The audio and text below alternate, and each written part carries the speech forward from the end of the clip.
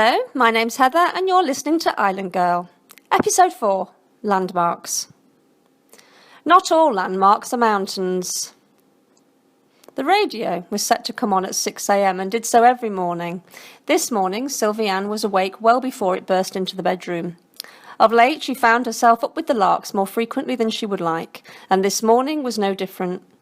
Wide awake but still overwhelmingly tired, she had to all but drag herself down to the kitchen to make coffee. Last night had been another uncomfortable and fitful night, and as she walked down the stairs she was aware that her feet felt tight and achy, reducing her to more of a hobble. As a matter of fact, the more she thought on it, she realised she was feeling stiff all over. Only by the time she was clambering back into her bed, clutching her mug, did the radio spring to life, with a news presenter blabbing in the corner. Sylvianne, in a state of brooding preoccupation, wasn't really listening to him. Unlike her usual routine of having her first coffee after her shower, this morning she couldn't be bothered, feeling the makings of a gargantuan headache gathering behind her eyes, and decided instead to take the drink with some aspirin back to bed for half an hour or so, in the hope of staving it off. If there had been other people in the house, they may have sensed a testy mood making its way along with the headache. But she had only herself, along with the ever-perky DJ Nick for company, and so her gathering gloominess started to develop unhindered.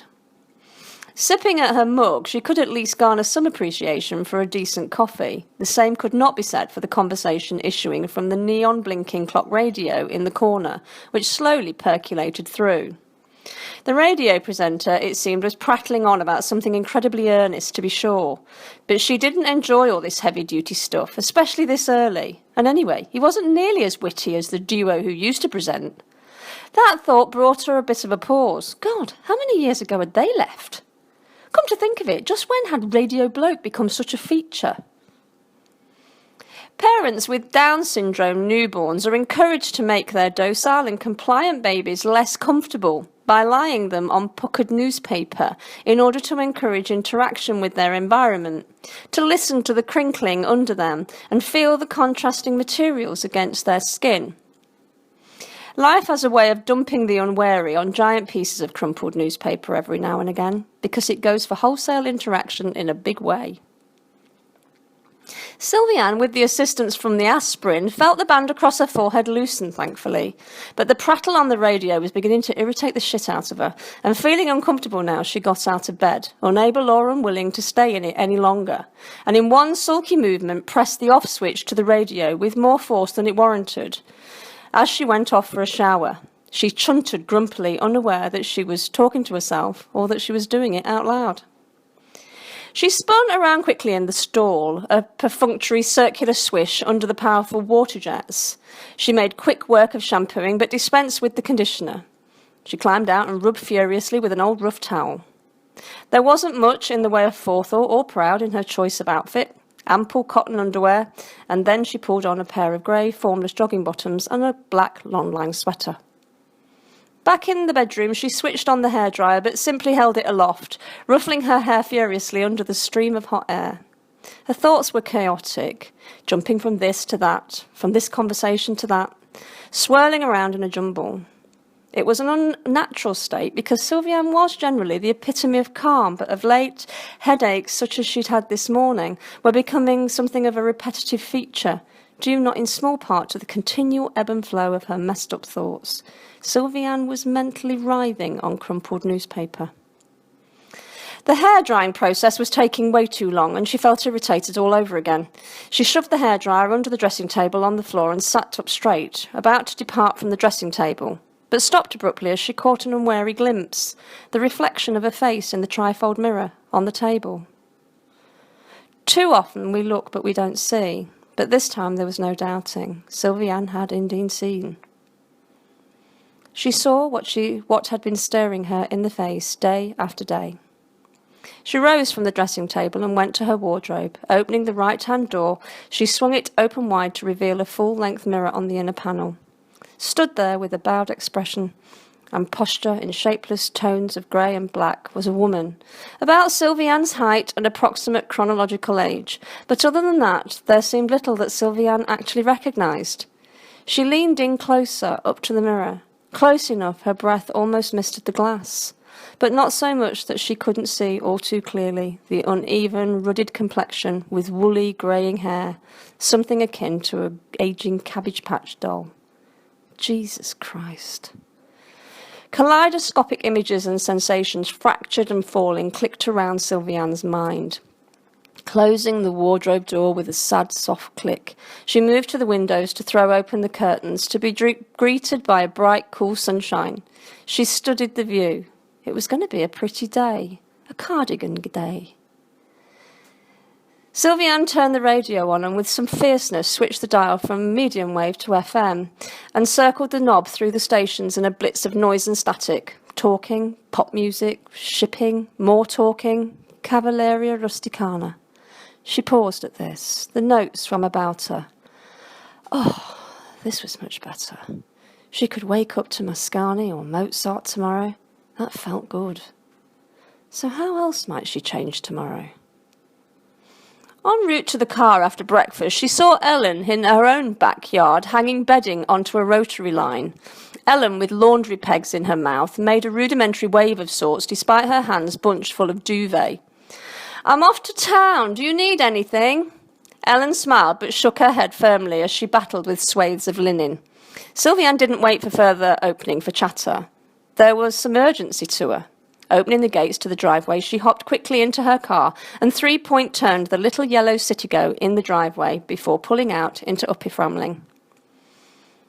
The rural road meandered through several barely there villages before opening out onto a straight run towards the market town that served the villagers for basic necessities. It wasn't large enough to sport a shopping centre or any international fast food outlets, but it catered for most eventualities, and Sylvianne certainly felt there was a number of eventualities she needed to address. Thoughts spilled a bit chaotically, something that had been the case for days now. Thoughts, endless thoughts. This inward preoccupation had at least stopped her incessant tears, but had put her on a mental roller coaster, had done ever since that miserable note from Stockard about the house, and then her disastrous visit from Lara. That had ended badly, and on top of everything, it had left her feeling really guilty. Pushing the unwelcome guilt aside, she hadn't been so easily able to avoid the emotional fallout. Issues and thoughts had tumbled forth, leaving her feeling exhausted. The newest revelation this morning was actually noticing just what physical damage had been wreaked against her.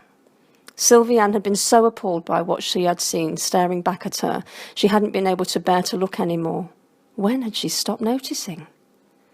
She'd eaten breakfast, and it may as well have been cardboard for all the interest she paid. Instead of wondering what her day might bring, and it depressed her to know that her days brought so very little except unending introspection, and it was over the last dregs of muesli that a decision firmed. Some things were going to have to change, and she would tackle those more simply accomplished first. And so it was with these thoughts she found herself quickly parking up to dash into W.H. Smith's for the magazine aisles. She wandered slowly, eyeing the covers, stopping, leafing through, and discarding like it was a personal library. She used to tell the kids off for doing this, but today she really didn't care. She hadn't bought a glossy magazine in God knows how long, and looking at the price of some of them, she realised why. On closer inspection, she was also shocked at how few column inches were given over to actual journalism, and that they seemed to be there wholly to celebrate the cult of celebrity. Celebrities she couldn't even claim to recognise.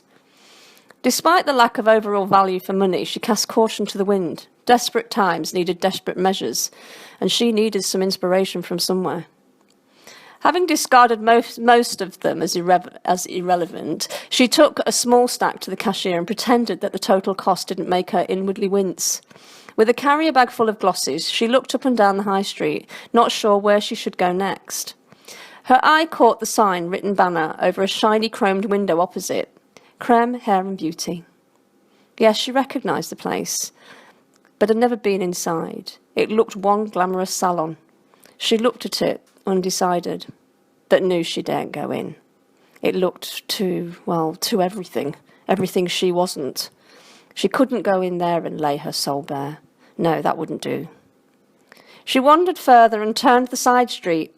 Tucked away between a dog grooming parlour and a shoe repair shop was a small door leading up narrow stairs to the rooms above, and a small modern sign stating simply, Renew, and the silhouette of a woman's head with swishy hair.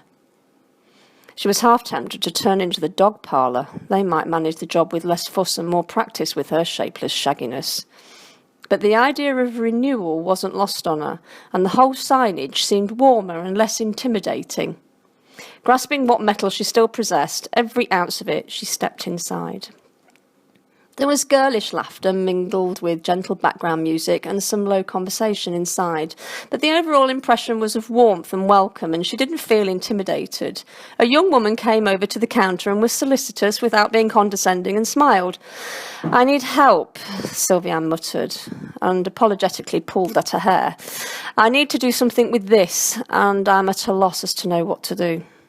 She wanted to add she would be ridiculously grateful if they would just accomplish their miracles right now before she lost what impetus had brought her to their door. But of course that was impossible. They could, however, offer her an appointment shortly, they said, as they just had a cancellation. So if she wanted to come back in a bit over an hour... OK, that was done. Sat in a little tea room back on the high street, Sylvianne didn't give herself too much time to think. She had little idea about these things. She had little time for hairdressers over the years, preferring to trim her own hair. The upshot to that was that she had no style and little left in the way of her original colouring, which had once been a vibrant reddish, but was now just gunmetal and dull. Sylvianne had never been a vain woman, but this wasn't about vanity. With an hour to kill, she sipped her tea and idly leafed through the local newspaper. This was something she had rarely ever done, and as she scanned the stories, she wondered why she hadn't been more interested in the goings-on the local town. She'd lived in it for so long, and yet she knew so little about it. The community pages were lively. There were a number of activities being arranged in various village halls in the vicinity, but her attention was caught by two entries. Firstly, the local college would be running a number of evening classes starting over the next few weeks: conversational, Spanish or French, the web for beginners, Excel spreadsheets, wine tasting or pottery. And whilst the sports centre would be starting up their ever-popular aqua aerobics class, and also Tuesday afternoons yoga sessions. Sylvianne sat back with her tea and looked out of the window at the people scurrying past and thought as she drank. Suddenly, she didn't feel quite so desperate with herself. There was a way. Suddenly, she could see it. 2 hours later, it was a very different Sylvianne driving home to Upper Framley. Most obviously, her hair, previously mid-length and side-parted, it was now much shortened and layered heavily, and was now framing her face with a wispy fringe.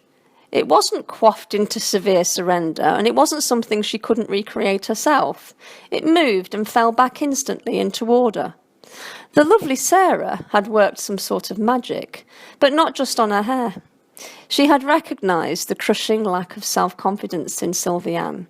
As she clipped and snipped, she discussed the prospect of weaving in a series of highlighting colours to liven up the overall style, and Sylvianne had eagerly agreed to a follow-up appointment the next week to do just that.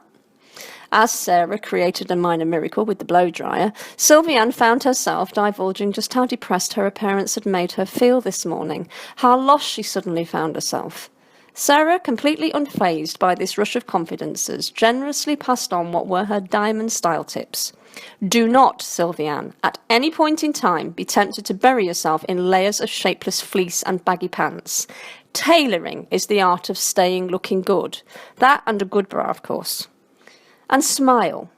Practice it lots. It's my best beauty tip in the world and miles cheaper than Botox. Sylvianne looked at herself transformed in the mirror, and taking the lesson to heart gave Sarah her most brilliant and genuine smile. The first real smile she had felt reach inside herself for months. And she was amazed to see that Sarah wasn't just an A-star hairdresser, she knew beauty tips too. As she let herself into the house through the kitchen, she deposited her magazine collection onto the kitchen table and the local newspaper onto the worktop next to the kettle, which she switched on. Opening the pages, her fingers followed the columns until she came to the one she was interested in.